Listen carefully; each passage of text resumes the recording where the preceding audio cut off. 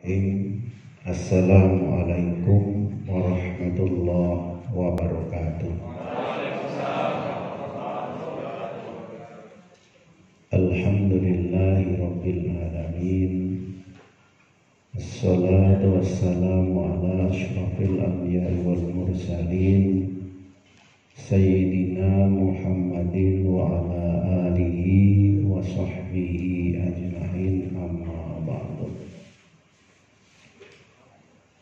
Yang kita hormati dan kita banggakan orang tua kita, ayahanda Bapak Haji Hilmi Muhammadiyah selaku Inspektur Wilayah 3 Wilayah 3 Kementerian Agama Republik Indonesia.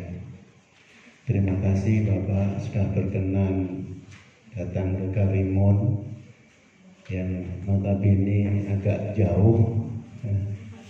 Alhamdulillah, tapi kemarin kapalnya tidak ada gelombang dan mudah-mudahan nanti pulang pun demikian, dan kita doakan mudah-mudahan beliau senantiasa sehat walafiat sehingga dapat melaksanakan aktivitas sehari-hari sebagaimana biasa.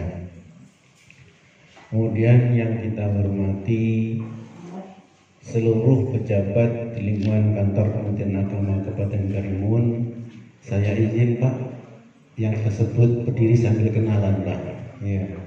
Pertama, Kasubag TU Bapak Tugiarno Pak, yang selalu mendampingi Bapak. Kemudian dari ujung saja Bapak Endang Sri Wahyu Pak, Kasih PHU. Kemudian sebelahnya Bapak Muhammad Hairum, Kasih Pendis Pak. Kemudian sebelahnya Kasih Bimas Bapak Haji Riyadul Akar. Kemudian sebelahnya ini ada Ketua Kecamatan Moro Bapak Selina. Sebelahnya ini ada Bapak Sarpan, Ketua Kecamatan Tebing. Sebelahnya ada Bapak Haji Zubriyal Effendi, Kepala MA Pak Yaswika. Dan mungkin perlu saya sampaikan juga yang kita hormati seluruh KUA yang hadir, yang mungkin tidak dapat saya sebut satu persatu Pak. Jadi KUA-nya ini semuanya hadir Pak, 12 kecamatan. Hanya beberapa yang tidak dapat hadir karena ada nikah yang izin Pak Rudi kemarin ada nikah, tapi diwakilkan Pak Adi Satria tadi. Kemudian yang hadir yang kita hormati pada kesempatan ini adalah kepala madrasah, terutama kepala madrasah negeri. Ada kepala MA atau MAN, Bu Yuni mana? Nah, Bu Yuni Pak, insya Allah tahun depan dapat PLHUT Bu Yuni ya, SUSN ya. Pula. Insya Allah tahun depan dapat SPSN. Kemudian ada juga kepala Min 2 Bu Sri, ya, silakan berdiri. Ya. Kemudian ada juga Pak, ini guru agama kita, baik yang Islam maupun non Islam Pak. Jadi ada Buddha, ada Kristen. Coba yang Kristen berdiri. Nah, ini guru agama kita Kristen Pak. Kemudian yang Buddha tolong berdiri. Nah, ini agama Buddha Pak. Nah, yang kemudian juga ada pengawas Pak, pengawas PAI. Nah, pengawas PAI Pak. Ini mantan pacar Pak. Kemudian selanjutnya ini pegawai kita Pak.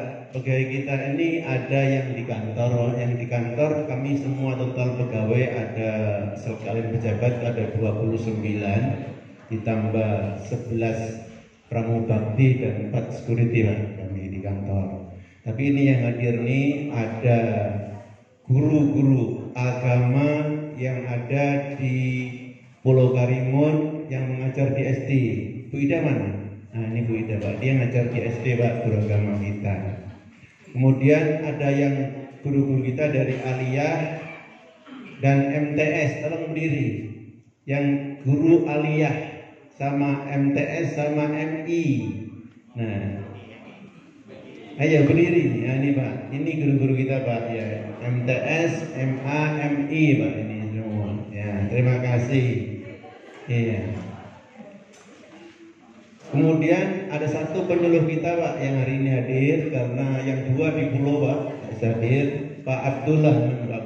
Nah, dia warna penyuluh kita, penyuluh PNS, karena cuma 3, yang 2 di Pulau Kundur. Nah, kemudian selebihnya ini ada juga pengawas madrasah Pak. Pengawas madrasah kita ada 3, ya 2 di Kundur, 1 di sini Pak Sukri, tolong berdiri. Nah, ini pengawas madrasah kita. Jadi kalau kita pengawas memang Pak, untuk pengawas madrasah mungkin sudah cukup memadai, walaupun yang MA belum ada Pak. Tapi untuk pengawas PAI sendiri Pak, Kabupaten Karimun SD RA PA itu sendiri. Jadi memang SMP kita dibantu dari Dinas Pendidikan, untuk SMA SMK sampai sekarang belum ada pengawasnya Pak. Baik Bapak Ibu yang saya hormati, untuk teman-teman gua, mohon maaf tadi yang terlambat, terasa duduk di belakang ya. Saya nampak ada gua di belakang ya. Pak Samsudin juga di belakang ya, jadi mungkin sibuk ngurusi ruangan sebelah Pak. Jadi perlu saya sampaikan Pak, hari ini untuk tim auditor di ruangan FKUP Pak, nanti kita bisa tengok sama-sama di sana ya. Baik Bapak Ibu yang saya hormati, orang tua kita yang kita muliakan, syukur kita kepada Allah Subhanahu wa Ta'ala atas limpahan rahmat dan karunia-Nya, sehingga pada pagi yang berbahagia ini tidak disangka-sangka, tidak dinyana-nyana, Bapak sakit rawuh Pak ya, datang di tempat kita ini satu kehormatan bagi kita semua. Jadi beliau ini sibuknya luar biasa karena mengurusi wilayah 3, apalagi ini banyak yang harus diselesaikan, apalagi ada masalah COVID, sehingga menambah ribetnya ya Pak ya untuk mengatur jadwal.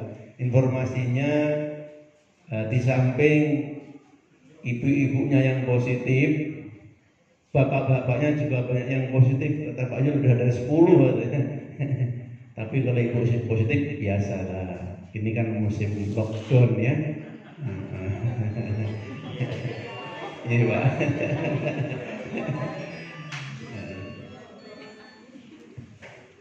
Salawat beriring salam semoga tetap tercurah kepada junjungan alam Nabiullah Muhammad sallallahu alaihi wasallam. Allahumma sholli ala sayyidina Muhammad wa ala ali sayyidina Muhammad. Bapak Ibu yang saya hormati, ini ada sebaik pantun yang disampaikan sama ayah. Mengambil kerang dari lautan, kerang diambil buat sajian. Selamat datang kami ucapkan kepada Bapak Irwil 3 berserta rombongan. Terima kasih Bapak Mas Bambang ya, sudah bersama-sama kita hampir seminggu Mas Bambang ya. Bapak baru semalam, alhamdulillah, terima kasih kami. Selamat datang di Kabupaten Karimun yang mungkin kotanya jauh berbeda suasana sangat dengan Jakarta Pak ya, tapi masih asri. Kalau malam sepi ya. Pak, kalau malam jam 5 semua udah tutup semua kita Pak, tak ada lagi gede pun, tak ada cuma gede makan aja. Gede makan hari ini jam 10 masih berlaku jam malam, jadi jam 10 semua sudah tutup semua. Mall belum ada kita Pak. Lagi nak dibangun nanti pelabuhan di tebing itu, mungkin nanti ada mallnya untuk pelabuhan domestik dan internasional. Jadi sekarang belum ada. Sekali lagi terima kasih, mudah-mudahan Bapak tadi malam tidurnya nyenyak Pak ya. Capek ya Mas Bambang. Capek, mudah-mudahan tidurnya nyenyak. Jadi kami mohon maaf kalau ada pelayanan kami mulai dari penjemputan mungkin ada hal-hal yang kurang berkenan. Baik Bapak dan saudara-saudara sekalian, perlu kami sampaikan juga, kami laporkan kepada Bapak Bapak ilmuwan Helmi ya, bahwa kegiatan auditor tetap berjalan Pak di ruang sebelah dan kita pembinaan. Dan pagi ini pembinaan 2 tempat Pak. Satu dilaksanakan di MTSN Kundur Pak, yang dilaksanakan oleh Pak Mulyadi di sana.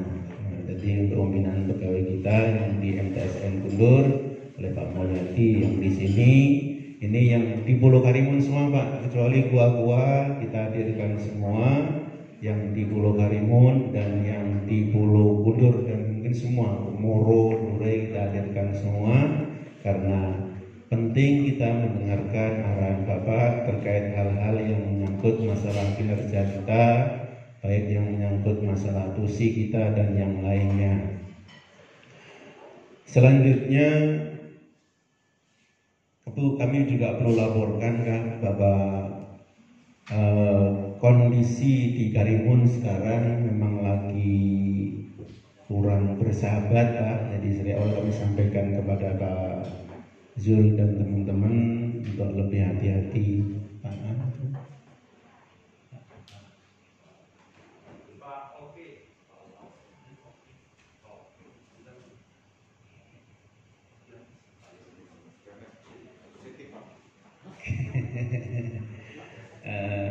Jadi saya sampaikan sekarang kepada teman-teman yang di kantor untuk tetap menjaga jarak seperti kemarin.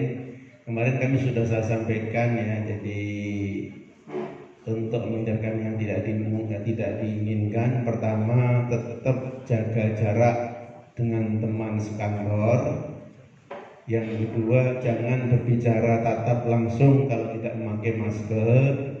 Yang ketiga, kalau ada rasa-rasa badan tak enak, tak usah ke kantor, kerja di rumah. Jadi ternyata betul dugaan kita ya, tapi kita mudah-mudahan nanti kita bisa ngambil langkah. Pak Supriyadi dari Sol nih. Pertama Pak Supriyadi Sakur mana Sakur? Di FOB ya mudah-mudahan kita tidak ya, tapi memang ini kabar yang kurang baik untuk kita. Saya tak perlu sampaikan di sini ya, tapi ini kabar orang kurang baik untuk kantor kita karena ada kabar dari teman kita yang sakit saat ini ya. Jadi nantilah kita sampaikan. Jadi teman-teman yang sudah bergaul ya nanti kita ambil langkah kira-kira apa yang diambil. Tapi teman-teman yang baru datang nggak usah risau karena orangnya sudah nggak ada di sini ya. Jadi yang baru datang tidak usah risau. Insya Allah yang di sini ini semua aman, insya Allah. Insya Allah semua aman. Dan nanti kalau ada beberapa orang yang dirasa atau rasa-rasanya perlu kita swab ya, kita swab, nanti kita laporkan ke Dinas Kesehatan apa langkah-langkah yang perlu diambil terkait dengan kondisi di kantor kita ini. Baik Bapak Ibu yang saya hormati, selanjutnya juga perlu kami laporkan Pak bahwa di Kabupaten Karimun ini ada 12 kecamatan, semuanya sudah ada kepala guanya, hanya kantor kurang 2 Pak. Jadi masih 2 yang belum punya kantor. Untuk pelayanan memang kita sudah usahakan semaksimal mungkin Pak. Cuma barangkali karena kita hanya punya 1 kepala gua, 1 permubakti, jadi yang mungkin masih banyak kekurangan Pak. Jadi oleh karenanya kepada Bapak kami harapkan dapat memberikan arahan dan pembinaan kepada seluruh pegawai kita, baik yang di kantor kita, kemudian yang di madrasah, guru-guru kita, kepala kantor lulusan agama, para pengawas kita, dan para penyuluh kita untuk diberikan pembinaan. Dan teman-teman yang hadir pada kesempatan ini, pesan Bapak tolong ikuti ini dengan baik. Ini untuk kita semua. Ini ilmu yang sangat langka yang kita dapatkan dari beliau. Kita mungkin susah nak ketemu dengan beliau. Jadi kita alhamdulillah pagi ini bisa berjumpa atau bertemu dengan beliau, dan beliau berkenan memberikan pembinaan kepada kita. Yaitu untuk menghemat waktu Bapak, kami silahkan dengan hormat Bapak bisa memberikan pengarahan atau arahan kepada kita semua. Monggo.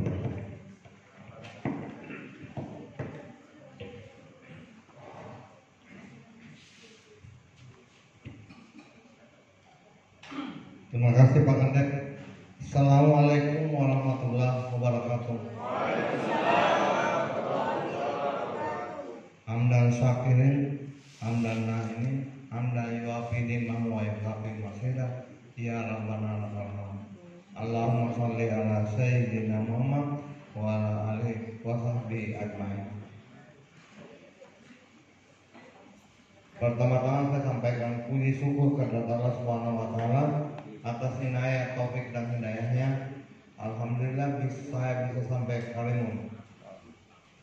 Meskipun perjalanan ada kurang lebih 4 jam di total dari Jakarta sampai ke sini, tapi alhamdulillah saya lega. Kelelahan saya sudah terbayar dengan bertemu dengan teman-teman semua di Karimun.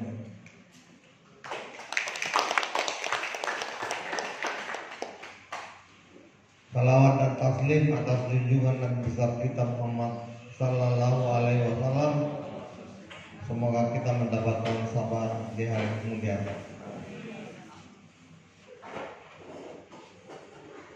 Jadi teman-teman Inspektur Jenderal yang datang ke sini itu maksudnya hanya satu.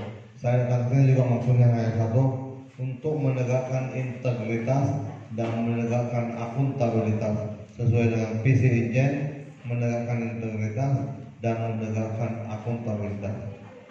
Apa itu integritas, apa itu akuntabilitas? Gampang aja Pak.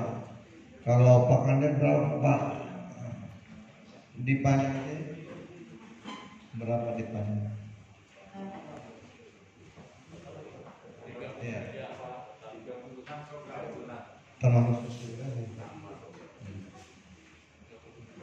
kalau Pak Kandek bisa mempertanggungjawabkan 36 M itu akuntabel. Kalau teman-teman diberikan dana oleh negara 10 M misalnya, sanggup melaksanakan 10 M dengan sesuai dengan peraturan perundang-undangan yang ada, itulah akuntabel. Itu singkat definisinya. Dan mohon izin Pak Kandek, saya ingin menanyakan dulu ke beberapa teman-teman nih. Teman-teman KUA tunjuk tangan semua yang tua. KUA tunjuk tangan. Saya mau tanya, apakah tunjangan fungsionalnya udah cair? Tunjangan fungsional, tunjangan transport,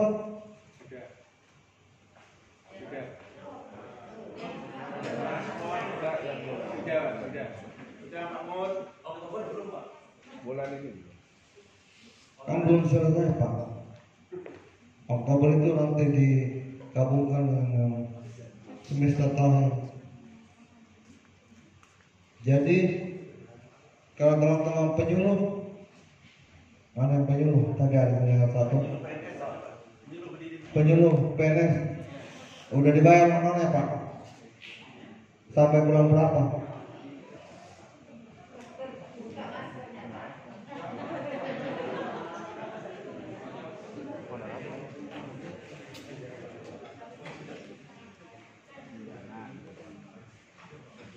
Kalau bulan November udah, Pak.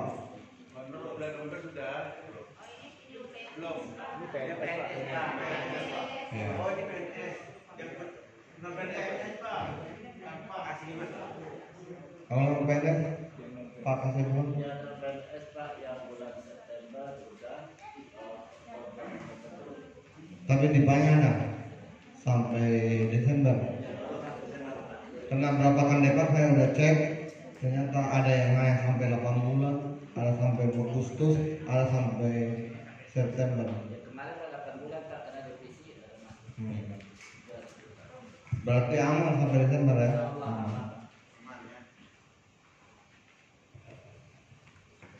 Kalau PNBP-nya Pak? PNBP PNBP bendahara yang undangan tadi Pak. Bagaimana PNBP-nya? PNBP Pak Mul.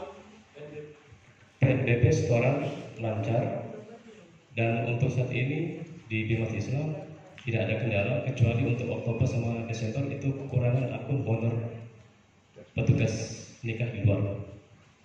Jadi saat ini lagi revisi DJA oleh pusat untuk mengcover kekurangan sampai Desember. Saya ingin memastikan bahwa negara tidak punya utang. Jadi teman-teman yang guru tunjangan sertifikatnya lancar Kak? Lancar. Sampai bulan berapa? Masih Oktober.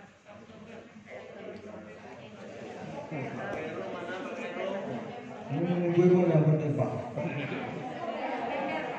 Satu bulan apa? Tunjangan sertifikatnya udah cair. September Sampai Pak. September. Iya. Udah. Sudah. Udah habis apa belum? Sudah habis.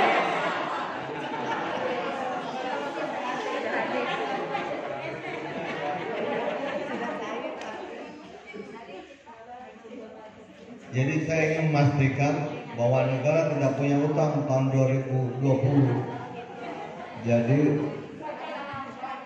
yakin para penyuluh baik PNS maupun non-PNS sudah dibayar honornya. Tunjangan fungsional KUA sudah dibayar, tunjangan transportasinya juga sudah dibayar. Guru-guru sudah dibayar sertifikasinya. Jadi negara tidak punya utang.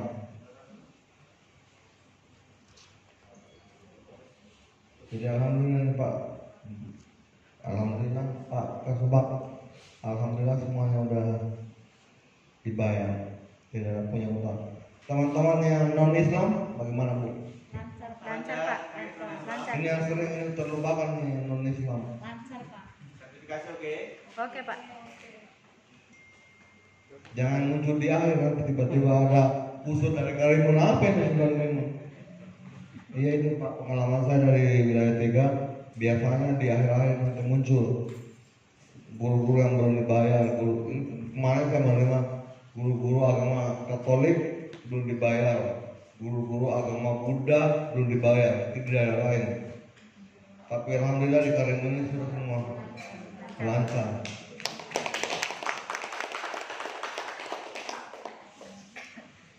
Saya ingin memastikan itu. Baik Bapak Ibu yang kami hormati, jadi visi Inspektorat Jenderal menegakkan integritas dan menegakkan akuntabilitas. Akuntabilitas itu apa? Kalau teman-teman atau Kementerian Agama ini mendapatkan uang dari negara 10M misalnya, mampu mempertanggungjawabkan 10M dengan benar, itulah akuntabel.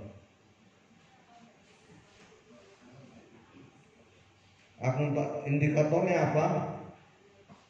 Semakin meningkatnya ketaatan aparatur Kementerian Agama terhadap perundang-undangan, meningkatkan mutu kinerja satuan organisasi di Kementerian Agama, dan meningkatnya akuntabilitas kinerja serta organisasi di Kementerian Agama. Jadi meningkatnya ketaatan Pak. Saya ingin mengatakan teman-teman, ada tantangan sekarang karena saya dengar di Kepri ini ada mau mengadakan pilkada, ada 1 gubernur dan 7 kabupaten yang pemilihan wali kota. Teman-teman yang PNS jangan sampai terjebak dalam siklus kampanye-kampanye, karena itu jangan sampai ikut jadi tim sukses kemudian memenangkan salah satu calon. Karena itu kita sebagai PNS harus independen, harus tidak memihak dengan salah satu calon. Kemudian meningkatnya mutu kinerja dan meningkatnya akuntabilitas kinerja. Alhamdulillah Pak Kandet di Inspektorat Wilayah 3 saya bisa jamin, alhamdulillah kinerjanya hampir rata-rata baik Pak.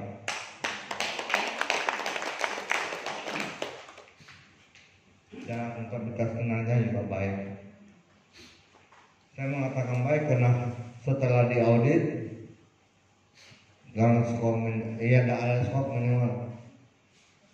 Jadi kalau Bapak diaudit harus mendapatkan nilai 75 minimal.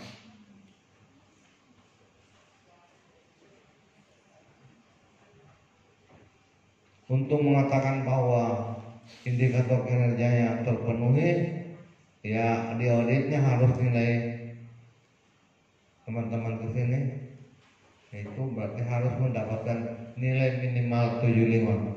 Syukur-syukur Pak Kandep lebih. Kira-kira menurut Pak Kandep berapa Pak Kasubag nih? 85. Ya kita lihat nanti. Tapi saya sarankan minimal aja kalau Bapak 75. Jangan terlalu pede juga, jangan terlalu ger, jangan terlalu percaya diri. Oh tahun dulu, tapi ini itu audit kinerja 1 versi 1. Sekarang ini kan audit kinerja versi 2, tugas dan fungsi. Kalau dulu audit kinerja berbasis anggaran, itu versi 1. Teman-teman yang turun ini audit kinerja versi 2, berbasis tugas dan fungsi. Makanya teman-teman fungsi guru yang hadir pada hari ini juga akan dilihat apakah KBM-nya benar atau enggak. Apakah KBM-nya sudah mempunyai 3 buku. Buku 1, buku 2, dan buku 3 KBM masing-masing.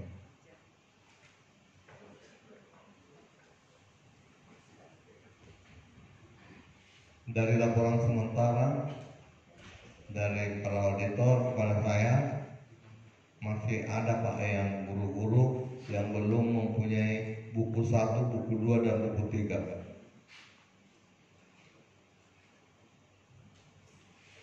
Baik, kita lanjut. Ini visi inspektorat, terwujudnya Kementerian Agama yang berintegritas dan akuntabel.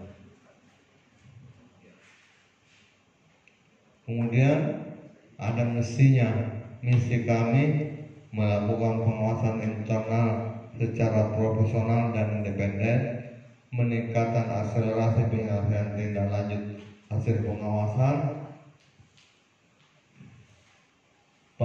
dan pengaduan masyarakat, mewujudkan reformasi birokrasi, dan meningkatkan pengelolaan keuangan dan kinerja yang berkualitas.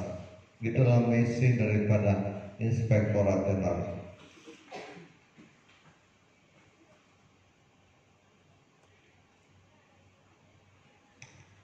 Kemudian tujuan Inspektorat Jenderal, terwujudnya Kementerian Agama, terwujudnya ketaatan aparatur Kementerian Agama terhadap peraturan perundang-undangan. Jadi alhamdulillah seperti yang saya sampaikan tadi bahwa ketaatan pegawai Kementerian Agama terhadap undang-undang ini khususnya di wilayah 3 alhamdulillah sudah baik. Terwujudnya akuntabilitas keuangan dan kinerja Kementerian Agama serta terwujudnya tata kelola pemerintahan yang baik di lingkungan Kementerian Agama. Dan yang keempat, terwujudnya penyelesaian tindak lanjut hasil pengawasan. Dari 4 tujuan strategis ini, alhamdulillah saya bisa jamin bahwa satker-satker yang berada di wilayah 3 itu sudah taat kepada undang-undang, sudah akuntabel, dan tata kelola Kementerian Pemerintahan yang baik juga sudah baik.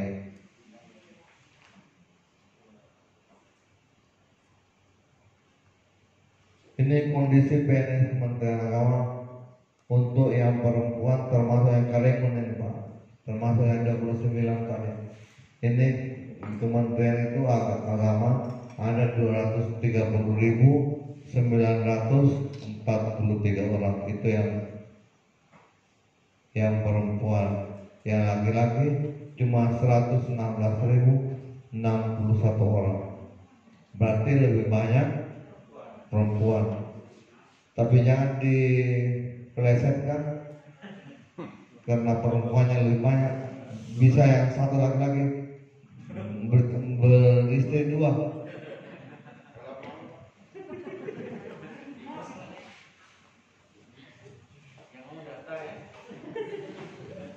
Ini berdasarkan pendidikan, ada 70% yang sudah selesai S1, tapi masih ada juga yang SRTA dan SRTB. Kalau di Kalimun ya masih ada yang SMP Pak, ada yang SMP, masih ada Pak? Ya artinya sudah rata-rata S1. Memang untuk Kementerian Agama seluruh Indonesia itu 67%, bahkan sudah ada juga yang selesai S2, selesai S3.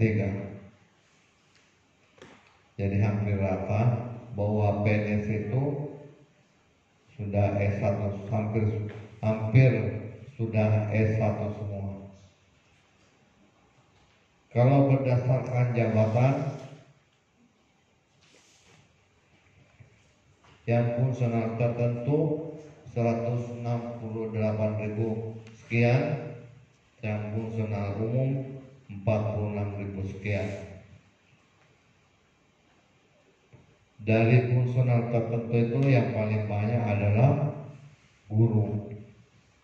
Guru itu di Kementerian Agama jumlahnya 140.869.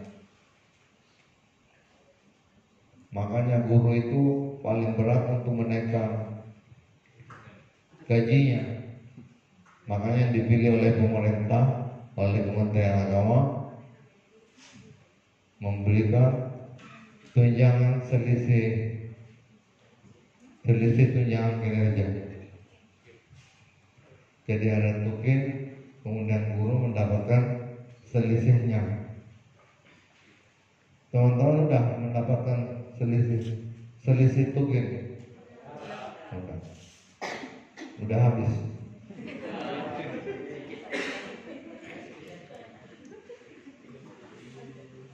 Kemudian yang pengawas izin tadi, meskipun Pak Kadep sudah menyampaikan, yang pengawas PAI izin angkatan pengawas madrasah, yang penghulu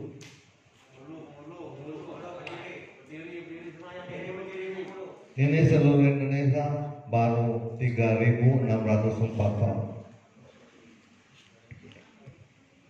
Alhamdulillah di Pak Kadep di Kalimun ini 12 kecamatannya, 12 yang ada penghulunya.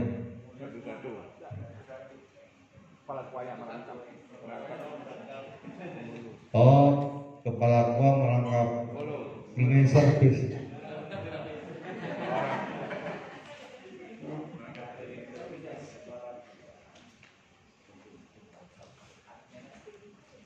Kemudian yang lainnya itu ada yang jadi perencana dan macam-macam, ada separis 62.000 sekian. Oh ya, baik. Bapak Ibu yang kami hormati, kemudian saya ingin mengingatkan soal disiplin PNS. Jadi meskipun ini di tengah pandemi, kita harus tetap menegakkan disiplin PNS. Apa itu disiplin? Adalah kesanggupan PNS untuk mentaati kewajiban dan menghindari larangan yang ditentukan dalam peraturan perundang-undangan atau peraturan kedinasan, yang apabila tidak atau dilanggar akan dijatuhi hukuman disiplin. Jadi kita ini meskipun tengah pandemi, ada yang bekerja WFH, ada yang bekerja WFO, tetap harus menegakkan disiplin PNS. Tujuan disiplin PNS itu untuk mentaati segala peraturan dan kebijakan organisasi yang berlaku, melaksanakan tugas dengan baik, menggunakan prasarana yang baik, dan dapat meningkatkan produktivitas yang tinggi. Itu tujuan disiplin. Kemudian permasalahan disiplin PNS disinyalir bahwa disiplin PNS itu rendah, di antaranya karena terdapat keinginan untuk memperbaiki diri. Jadi faktor-faktor yang dapat menumbuhkan disiplin PNS, faktor kesadaran, faktor keteladanan, faktor motivasi, dan faktor penegakan peraturan. Jadi mohon izin teman-teman pejabat di Kemenang ini, mulai dari Kandep, mulai kepala pimpinan, Pak Kasubag, kasih harus menjadi teladan. Menjadi teladan itu gampang, kalau jam kantor 7.30 harus ada di tempat jam 7.30.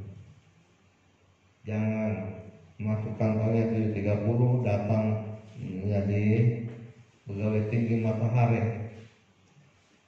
Jadi datang nanti jam 11. Katanya kemana nih Pak Kasih? Kakeknya lagi mancing.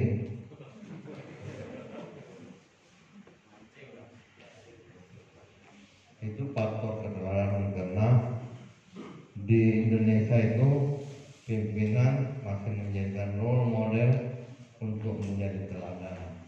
Jadi kita semua harus teladan. Faktor motivasi, faktor penegakan peraturan.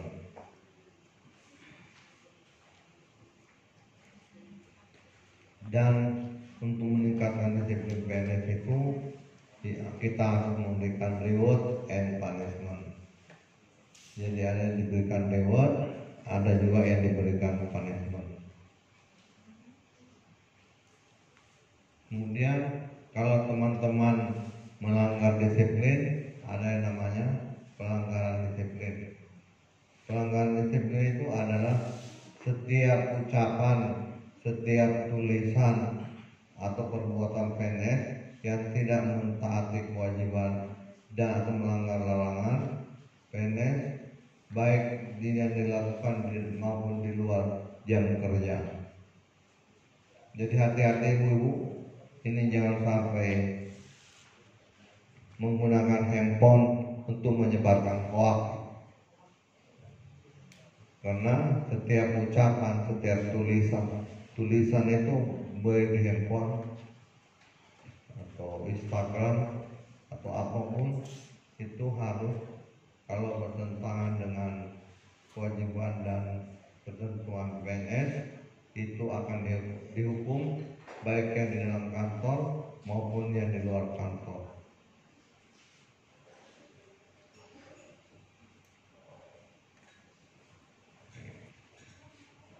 Mohon izin Pak Kandep, PNS yang baru-baru, ini satu orang yang baru. Yang baru kebetulan semuanya ada satu. yang di MTN 2. Mohon izin maju ke depan.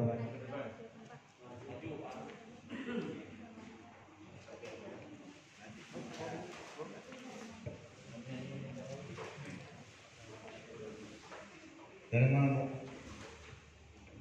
Dari Min 2 Karimun, Pak. Guru. Iya. Kewajiban PNS, mau bacakan kewajiban PNS. Kewajiban PNS A. Kewajiban pasal 3, yang pertama sumpah atau janji PNS. Yang kedua, sumpah atau janji jabatan. Yang ketiga, setia dan taat Pancasila, Undang-Undang 1945, NKRI, peraturan. Yang keempat, taat segala peraturan. Yang kelima, melaksanakan tugas kedinasan dengan penuh pengabdian, kesadaran dan tanggung jawab. Yang keenam, menjunjung tinggi kehormatan negara, pemerintah, dan martabat PNS. Yang ketujuh, mengutamakan kepentingan negara. Yang kedelapan, memegang rahasia jabatan. Yang kesembilan, jujur, tertib, cermat, dan semangat.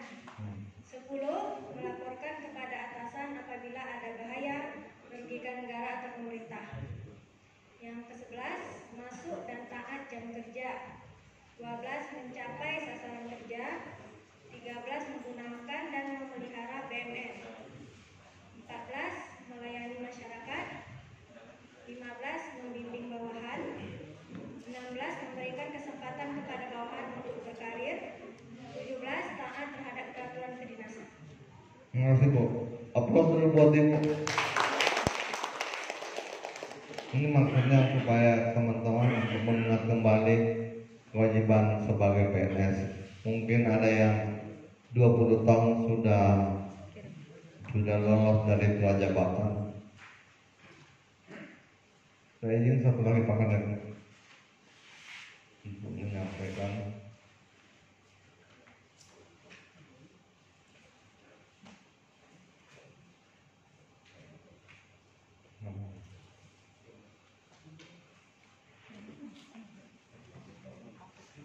satu orang lagi. Ya.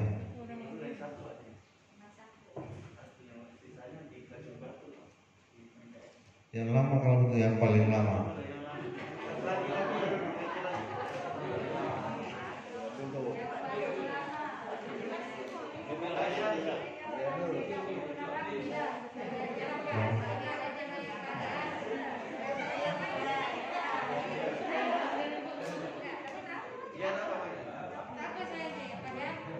Udah berapa tahun? Udah mau pensiun? Ada sebenarnya di atas saya Pak, tapi Ibu maafin saya. Ya silakan Bu. Larangan PNS. Bismillahirrahmanirrahim. Assalamualaikum warahmatullahi wabarakatuh. Larangan PNS. Larangan pasal 4. 1. Menyalahgunakan wewenang. 2. Menjadi perantara untuk keuntungan seseorang, golongan, dan kelompok. 3. Menjadi pegawai atau kerja pada negara atau lembaga asing tanpa izin. 4. Kerja pada perusahaan atau konsultan atau LSM asing. 5. Memiliki, menjual, membeli, menggadaikan atau menyewakan barang atau dokumen, surat berharga negara, dan ilegal. 6. Kegiatan bersama atasan, bawahan, teman sejawat yang dapat merugikan negara. 7. Memberi, menyanggupi, memberi untuk diangkat dalam jabatan. 8. Menerima hadiah terkait jabatan. 9. Sewenang-wenang terhadap bawahan. 10. Berbuat atau tidak berbuat yang dapat merugikan yang dilayani. 11. Menghalangi tugas kedinasan. 12. Mendukung capres atau cawapres, DPR, DPD, DPRD melalui kampanye. 13. Mendukung capres atau cawapres dengan membuat keputusan atau tindakan yang menguntungkan atau merugikan calon. 14. Mendukung calon DPD, cakada atau cawakada dengan surat dukungan. 15. Mendukung cakada atau cawakada dengan kampanye, fasilitas, membuat keputusan, mengadakan kegiatan. Baik, terima kasih. Aplaus Bu. Terima kasih. Jadi itulah larangan kita sebagai PNS. Sengaja kami menyampaikan ini karena agar kita ingat semua larangan menjadi PNS.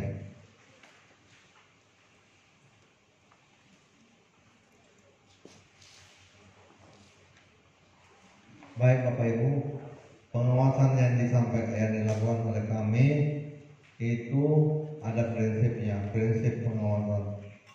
Jadi pertama mengutamakan pencegahan di atas penindakan. Jadi pencegahan. Jadi kalau izin datang itu untuk mencegah, bukan untuk menindak. Kemudian membimbing atau mendidik dan memberi petunjuk dalam melaksanakan pengawasan dan memberikan peran serta untuk mewujudkan yang dimaksud untuk melakukan perbaikan dan pendampingan. Jadi kalau ada yang kena hukuman, itu hukumannya harus adil, sesuai dengan tindakan atau pemberian sanksi yang dilakukan secara objektif, cermat, teliti, dan benar. Itu prinsip pengawasan dari Inspektorat Jenderal. Teman-teman, jadi tadi sudah disampaikan bahwa ada kewajiban dan ada larangan. Teman-teman yang kemudian terbukti melakukan larangan akan diberikan hukuman disiplin. Hukuman disiplin itu ada yang tingkatannya sedang, ada yang tingkatannya ringan, sedang, dan berat. Kalau ringan akan mendapatkan teguran tertulis dan pernyataan tidak puas. Yang sedang akan mendapatkan penurunan KGB, penundaan kenaikan pangkat baik itu setahun maupun 3 tahun, dan ada juga yang mendapatkan hukuman berat, kenaikan pangkatnya diturunkan setingkat lebih rendah selama 3 tahun, atau dipindahkan atau dibebaskan dari jabatan, atau pemberhentian dengan hormat dan pemberhentian tidak dengan hormat. Mudah-mudahan teman-teman yang di Kalimantan jumlahnya 29 orang tadi tidak akan ada yang diberhentikan tidak dengan hormat. Artinya kalau diberhentikan tidak dengan hormat itu diberhentikan dan tidak mendapatkan pensiun. Saya mengingatkan jangan sampai ada, karena dari data yang ada untuk 5 tahun ini yang kita telah berikan hukuman ringan jumlahnya banyak, ada 400 sekian orang, hukuman sedang ada sekian orang, dan hukuman berat ada. Di seluruh Indonesia hukuman berat yang dibebaskan dari jabatan itu jumlahnya 278, yang diberhentikan tidak dengan hormat ada 65 orang. Jadi yang diberhentikan tidak dengan hormat 65 orang. Yang diturunkan gajinya ada 133 orang. Tapi alhamdulillah dari data-data ini tidak ada yang dari Karimun.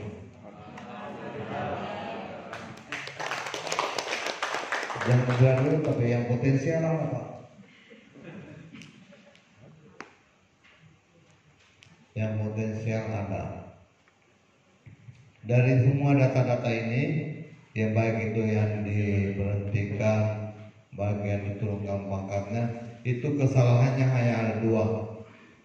Kesalahan utama itu penyalahgunaan keuangan negara, dan yang kedua selingkuh. Jadi penyalahgunaan keuangan negara dan selingkuh.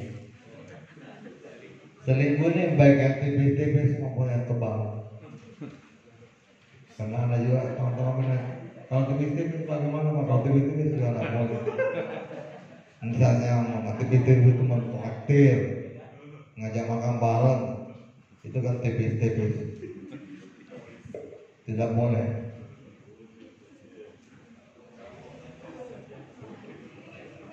Tapi Pak Kadep, alhamdulillah Bapak di sini tidak ada potensi.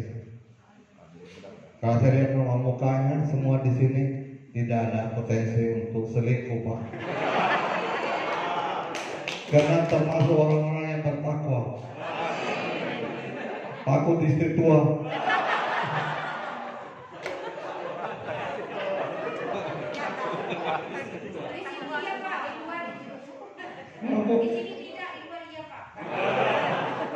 Itu kata ibu, di sini enggak, tapi di luar katanya.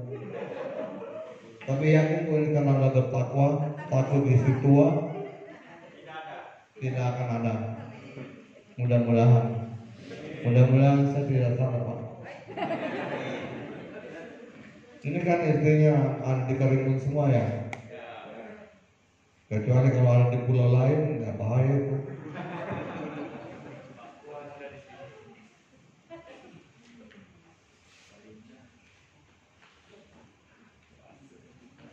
Selanjutnya saya menyampaikan transformasi birokrasi kita, bahwa Kementerian Agama ini sudah memasuki era birokrasi, reformasi birokrasi.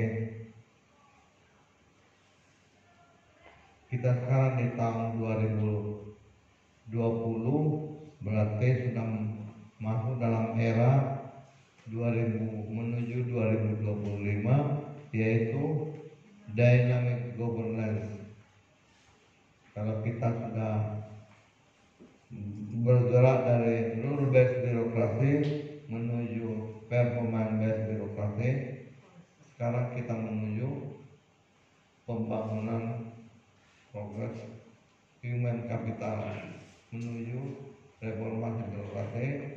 Jadi pemerintah ini mengharapkan birokrasi itu birokrasi yang bersih, birokrasi yang kompeten, dan birokrasi yang melayani.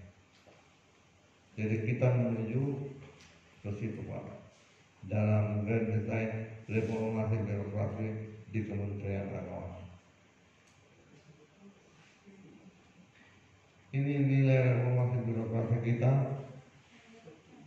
Tahun 2015 kita masih dapat 62, 2016 kita sudah bergerak mendapatkan 69, kemudian 2017 kita dapat 72, 2018 kita dapat 74, dan 2019 kita sudah mendapatkan 75 nilai indeks reformasi birokrasi kita.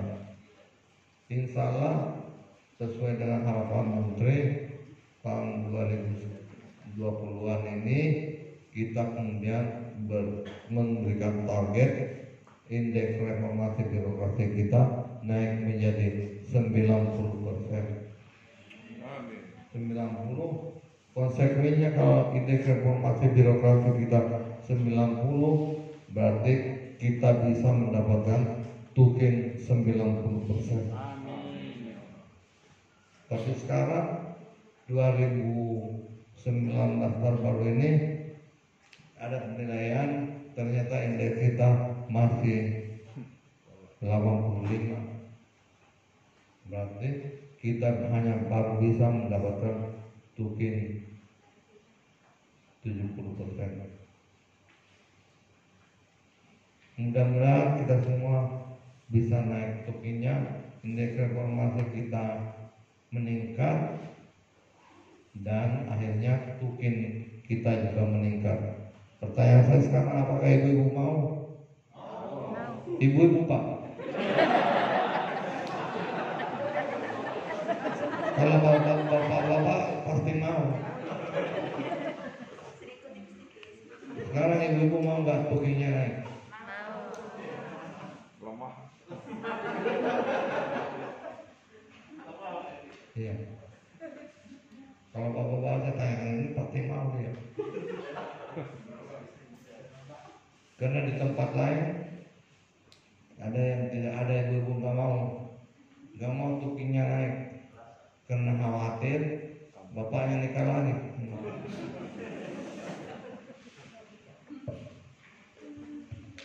Tapi alhamdulillah di Karimun ini enggak beda maksudnya.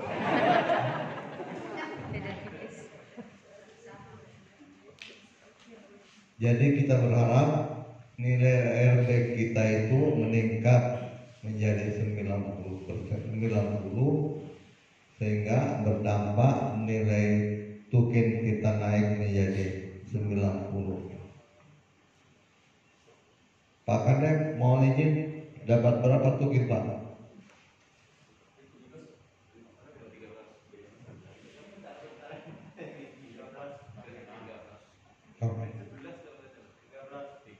13 kalau kan debut 13. Bisa kalian lagi cepat.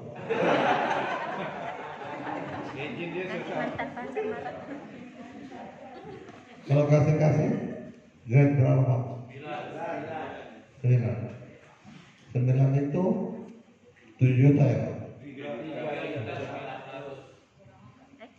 Belum bisa kawin itu.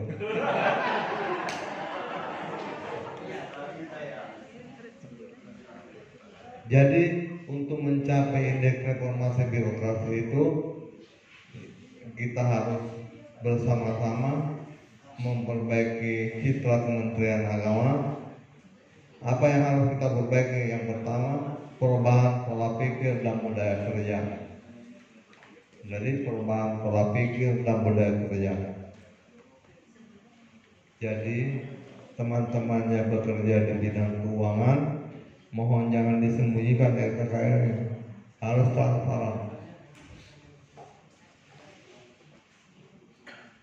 Selain perubahan pola pikir dan budaya kerja, penataan peraturan perundang-undangan ini menjadi tugas kami di Jakarta untuk menata undang-undang supaya undang-undang kita itu tidak ada yang tumpang tindih, tidak ada yang tidak harmonis antara regulasi yang satu dengan regulasi yang lain.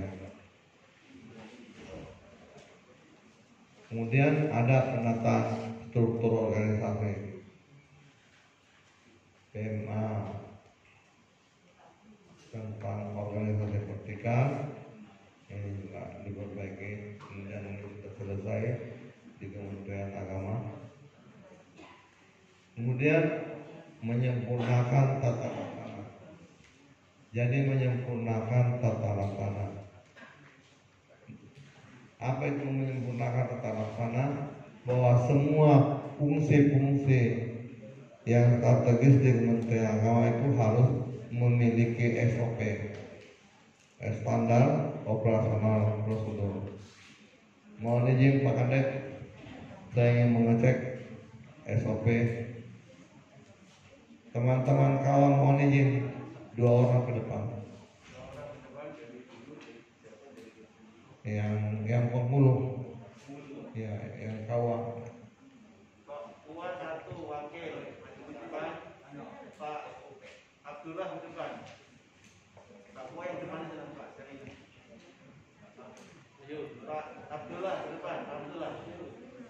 Ke depan, ke depan. Sini aja Pak. Ke depan, Pak Abdullah ke depan. Bapak kawan mana? Oh? Satu lagi.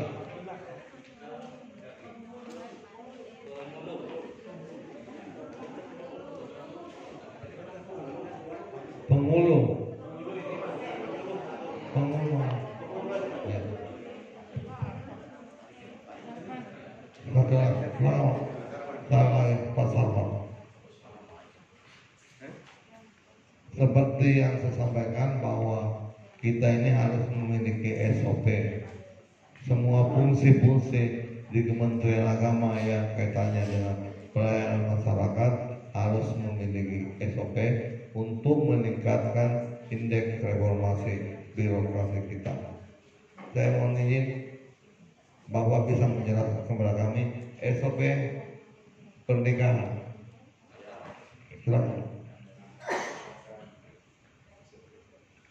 SOP pernikahan pertama sekali kami menerima pendaftaran berupa berkas pernikahan, kemudian kami identifikasi berupa pemeriksaan apakah data sesuai antara penikah, akte kelahiran, KK, dan yang lainnya. Kemudian sudah teridentifikasi, kemudian kami laksanakan pemanggilan wali beserta saksi untuk membenarkan daripada identifikasi tersebut. Kemudian kami buat pengumuman berupa NC untuk ditempelkan di dinding itu selama 10 hari berlakunya. Tujuannya supaya nanti masyarakat datang, nama si Ahmad atau si Amanah ini benar tak masih di Jakarta Kalau memang tidak sesuai, ini bisa masyarakat bisa melapor Pak tujuannya. Ini si Aminah ini sudah janda, nah, kami seperti itu. Kemudian setelah itu cukup 10 hari kami pelaksanaan akad nikah, Pak. Pelaksanaan akad nikah. Binwinnya kapan? Binwin. Nah, binwin. Nah, binwin biasanya dilaksanakan di Kemenak, Pak. Sebelum acara pernikahan itu telah terjadwal di Kemenak. Kami hanya memberikan bimbingan, Pak, tentang tata cara pelaksanaan ikat kabul itu. Untuk bimbingan selanjutnya di Kemenak selama 16 jam. Setelah itu baru Bagaimana bayarannya? Pembayarannya melalui bank, Pak. Catin langsung kita kasih. Bukan langsung ke kantong Populu. Ya, kan ada rekening, Pak, ada billingnya. Yang nikah di luar itu melalui kode billing yang kita berikan kepada mereka dan mereka menyetor ke rekening negara. Jadi yang nikah di luar bayarannya berapa? 600.000, Pak. Yang masuk kantong berapa ribu? Tidak ada, Pak. Hah? Masuk kantong? Tidak ada, Pak. Setelah itu, Pak. Kok tegas dong? Ya tidak ada. Setelah itu, Pak. Per bulan sekali biasanya oleh bendara berupa jasa profesi dan transportasi. Setiap peristiwa nikah. Ya. Alhamdulillah kami di Karimun masuk D2, Pak. Jadi agak lumayan. Apa maksudnya agak lumayan tuh? Artinya jasa profesinya itu 400.000, Pak. Oh. Sedang termasuk 150.000. Peristiwa nikahnya berapa? Peristiwa nikah di kecamatan Bapak. 10 orang per bulan pikiran. 10 orang? 10 pasang per bulan.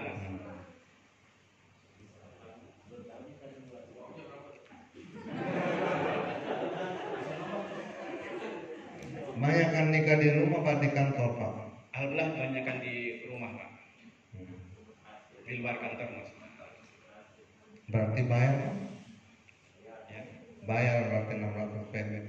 ya bayar, Pak. Kita di bendara PMB cocok gak peristiwa nikah dengan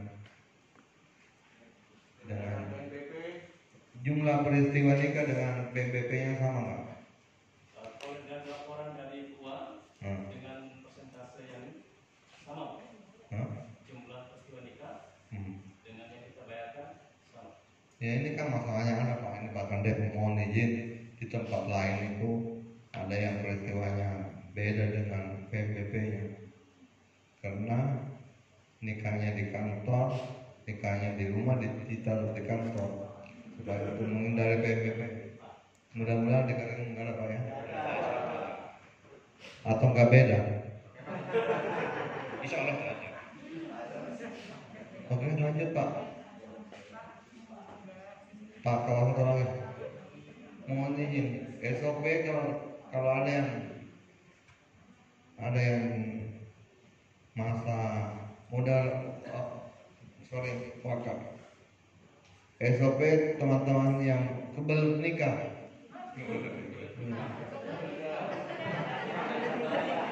Paham kebelet nikah? Ya. Jadi SOP-nya tetap kita berlakukan sesuai dengan peraturan, Pak. Jadi kebelet nikah itu kan pasal lain.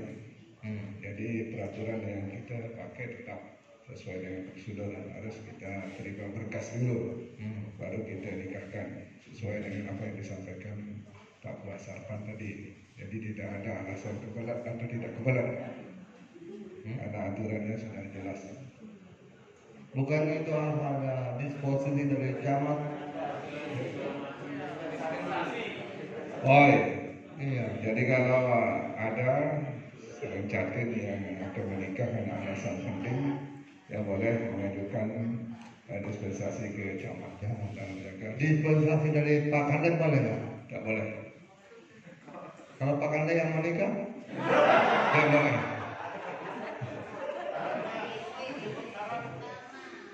Harus tugas. Tidak boleh ya? Tak boleh. Jadi Pak Kandet nggak berlaku disposisi. Tidak berlaku, dalam hal ini tak berlaku. Ya. Oke, makasih. Beri aplaus dong.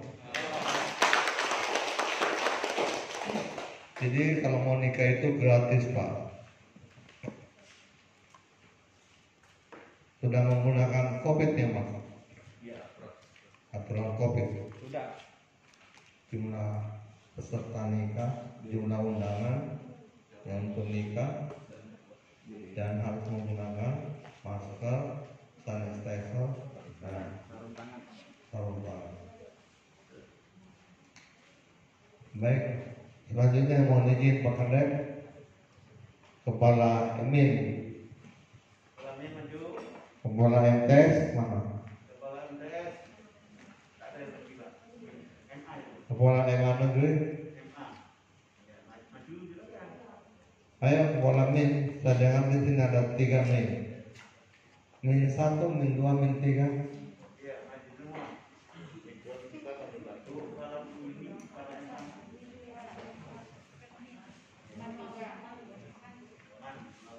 Mana?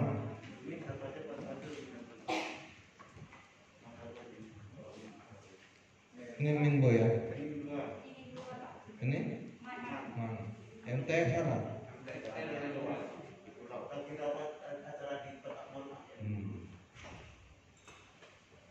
Mohon izin, tadi saya sudah cerita bahwa kita harus memiliki SOP.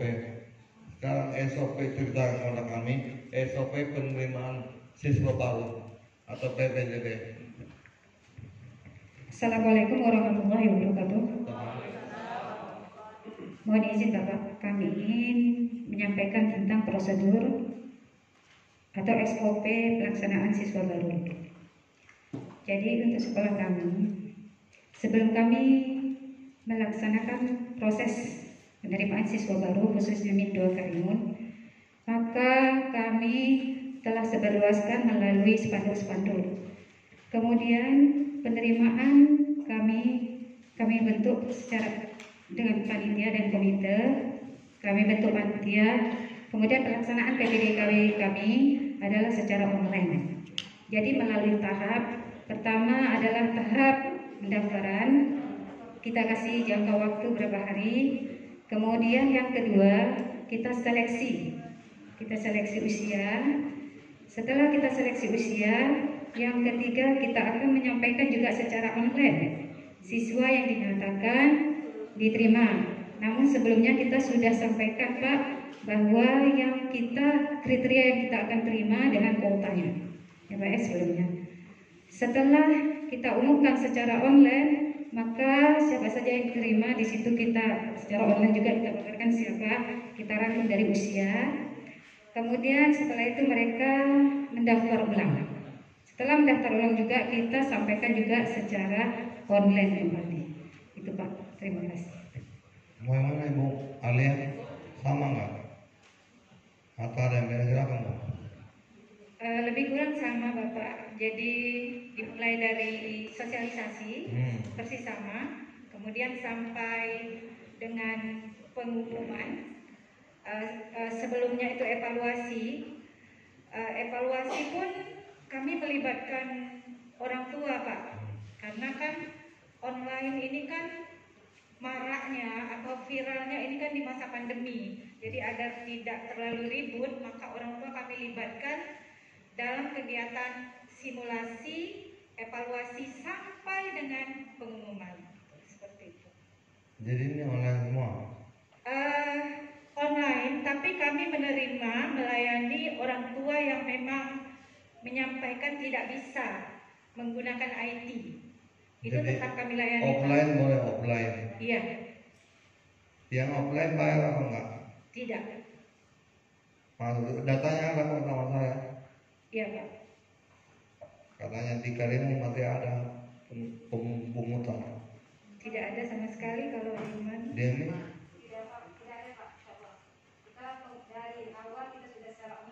Enggak, kalau misalnya untuk menentukan ibu rombelnya berapa Bu? Rombel? 3. Di kelas 1 berapa rombel? 3 semuanya Pak. 3 ya? Iya. Jadi kalau 3 berarti 1 rombel 32? Ada yang memenuhi, ada yang lebih over karena segitu cuma rombel yang ada. Maksud saya bagaimana caranya dari yang tes lebih dari jumlah rombel kan? Bagaimana caranya Ibu mendapatkan peserta didik untuk memenuhi rombel itu? tadinya tahun-tahun sebelumnya itu kan Pak, kami mendatangi ya Pak, kami mendatangi sekolah, kami membawa brosur dan sebagainya. Iya. Tapi kali ini kami memang mencoba untuk memanfaatkan IT melalui web, Facebook dan sebagainya. Jadi dari situ kami menerima apa keluhan orang tua. Karena tadi kan kami hanya menerima 32 siswa untuk satu rombel. Ternyata banyak orang tua yang kecil hati tidak mendapatkan informasi itu karena itu tadi informasinya secara online, jadi sesuatu yang baru buat masyarakat seperti itu Pak. Terus bagaimana caranya untuk menyaring sampai terpenuhi rombel? Jadi kami yang pertama sekali karena ini madrasah, jadi kami memang mengangkat program Quran, jadi anak harus bersedia untuk diuji tahfiz dulu. Nah, itu banyak sekali Pak yang menolak, memujuk dan sebagainya. Bu, kalau seandainya uji tahfiz itu tidak ada, anak kami tak jadi kami masukkan SMA 5. Banyak yang seperti itu Pak, tapi kami tetap. Akhirnya itulah sekarang anak yang kami dapat itu 32 kali 3 rombel seperti itu. Setelah itu baru kami lakukan ujian tertulis secara online. Gunanya bukan untuk kelulusan tetapi pemetaan anak ini desain atau di sosial seperti itu. Berarti gratis semua tuh. Semuanya gratis, iya. Tahapan-tahapan itu gratis semua. Saya kira yang ibu jadi pertimbangan untuk menentukan itu besar tebal tidaknya kantong orang tuanya. Tidak sama sekali Pak. Ya, tidak sama sekali, bahkan banyak anak-anak pejabat itu karena uji tahfiz itu tadi mereka mengundurkan diri. Kami tidak berkecil hati lah seperti itu. Kamu, Emi, ujian tertulisnya ada?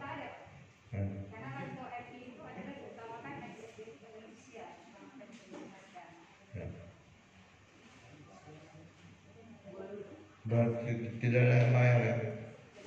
Tidak ada yang bayar. Gratis semua. Saya kira karena kantong bapaknya si A jadi lulus. Makanya dia menyampaikan subsidi ke komite bisa 500.000 atau 5 juta. Subsidi ke komite setiap bulan sanggup menyumbang ke komite 5 juta akhirnya lulus. Bukan begitu? Ya ini kan saya ingin memastikan benar nggak isu yang mengatakan bahwa di Karimun itu ada potongan. Begitu yang saya mohon ini Pak Kadep.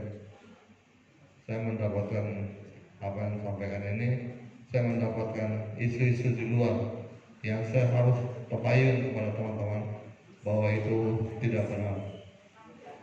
Dan alhamdulillah sekarang ini saya mendapat keyakinan bahwa ternyata isu-isu tidak benar. Isu-isu yang berkembang itu tidak benar. Makasih Bu. Silakan teman-teman.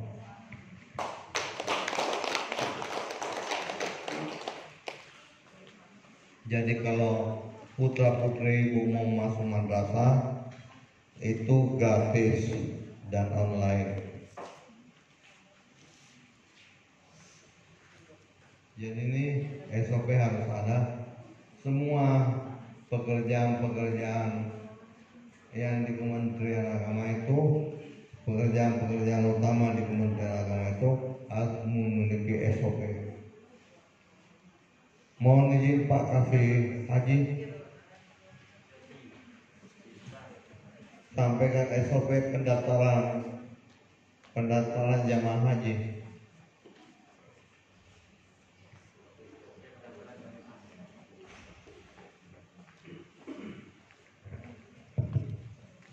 Bismillahirrahmanirrahim. Assalamualaikum warahmatullahi wabarakatuh. SOP pendaftaran haji, pertama jemaah harus membuka rekening dulu di BPS Bank Perlima Setoran. sebanyak 25 juta.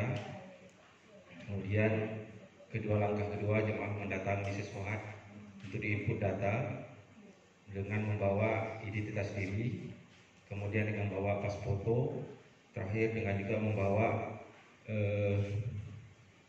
data-data yang pendukung KK. Kemudian itu kita periksa untuk data biodatanya, kita periksa. Setelah sesuai semuanya kita input dengan data sesuai dengan yang ada pada mereka. Setelah itu kita terbitkan SPPH, Pak, surat pendaftaran pergi haji. Setelah dapat SPPH untuk jemaah yang pendaftaran tadi, maka selesailah rangkaian daripada pendaftaran haji. Mohon izin, di mana fotonya Pak? Foto di luar, Pak. Foto satu yang ada di luar itu berfoto untuk ditempelkan di SPPH.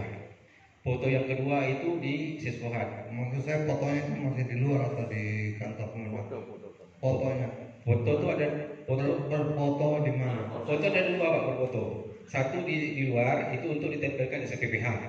Satu lagi foto di dalam itu untuk aplikasi. Ada dua foto. Jadi biometrik dengan foto ada di Siswohat. Kalau yang di luar ada satu foto yang harus dibawa tapi ditempelkan di SPPH, Pak. Sementara yang di dalam berfoto juga tapi untuk di aplikasi. Berfoto itu bayar, Pak, berfoto itu? Kalau yang di dalam tidak, Pak. Tidak. Kita memang include di dalam itu aplikasi include untuk pendaftaran haji. Oke. Makasih Pak. Boleh, Pak. Jadi sekali lagi semua fungsi-fungsi yang menjadi tugas dan kewajiban kita sebagai Kementerian Agama itu harus memiliki SOP. Karena SOP itu akan membentengi kita semua dari masalah-masalah hukum yang kemudian hari kita tidak tahu akan muncul kemudian. Jadi Pak Kasih, Pak Kantek harus ada SOP, pastikan SOP itu ada. SOP semua tugas dan fungsi di Kementerian Agama itu harus ada, Pak. Karena itu nanti kalau Bapak digugat misalnya ada soal pendaftaran, kasih lihat aja SOP-nya begini, aman Bapak dari aspek hukum. SOP pendaftaran nikah juga ini begini. Bapak sudah melaksanakan sesuai dengan SOP, itu berarti Bapak udah aman, udah terhindar dari peristiwa hukum. Kemudian yang kelima, reformasi di Kementerian Agama itu manajemen SDM. Manajemen SDM itu simpelnya semua jabatan-jabatan penting itu di Kementerian Agama harus diuji atau harus dilelang. Jadi tidak akan ada lagi teman-teman yang menjadi kanwil, ingin menjadi kepala biro itu kami harus melalui OPMB itu, dan akuntabilitas kinerja ini akan kami perbaiki. Kemudian penguasaan tentang, dan yang terakhir pelayanan publik. Mohon izin Pak Kadek, di sini saya belum lihat pelayanan publiknya Pak. KTP yang udah. Oh, yang direhab itu. Jadi harus ada pelayanan publik. Dari pelayanan publik misalnya izin mendirikan pesantren, izin mendirikan bangunan ibadah, itu harus supaya masyarakat itu bisa lebih cepat mendapatkan izin itu, peningkatan kualitas pelayanan publik. Ini 900 kan kemenang itu sudah ada semua, Pak. Jadi kali ini saya kira terlambat ini.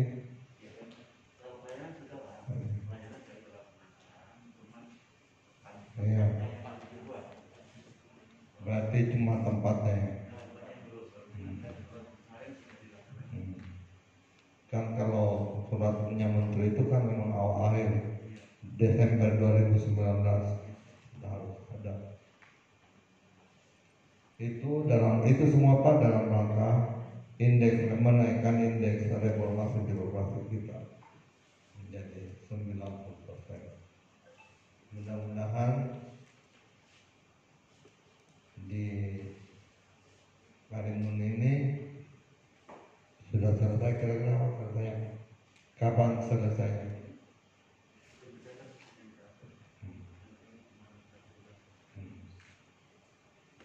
Saya ingat saya pernah meresmikan KTP di Tanjung Pinang. Saya meresmikan.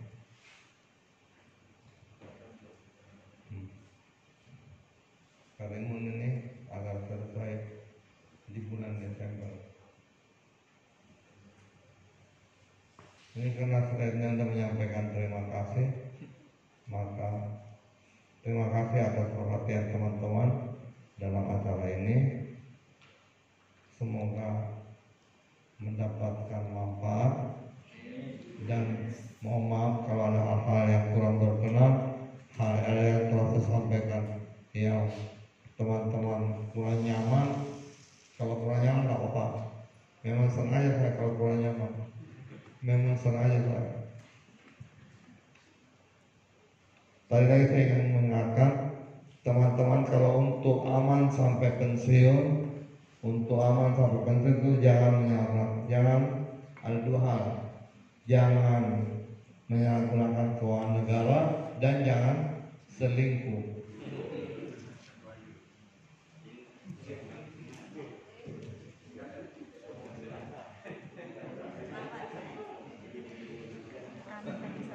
Itu mau diingat, itu kalau itu pasti aman sampai umur 60 tahun, 58 tahun. Kalau tidak selingkuh dan tidak menyalahgunakan keuangan negara.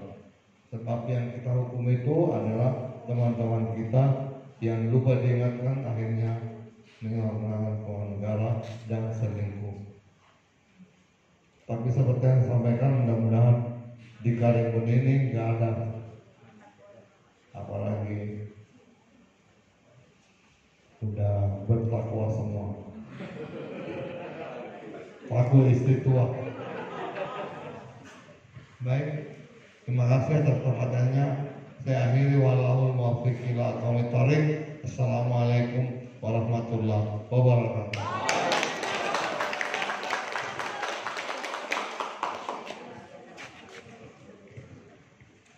Terima kasih. Sekali lagi beri aplaus yang kuat. Terima kasih Pak atas saran dan bimbingannya. Izin Pak kalau ada tanya. Jadi Bapak masih membuka kesempatan kepada teman-teman kalau yang ingin ditanyakan ada yang kurang jelas atau ingin meminta informasi terkait hal-hal yang mungkin Bapak Ibu perlukan yang sampai sekarang belum tahu, nah, dipersilahkan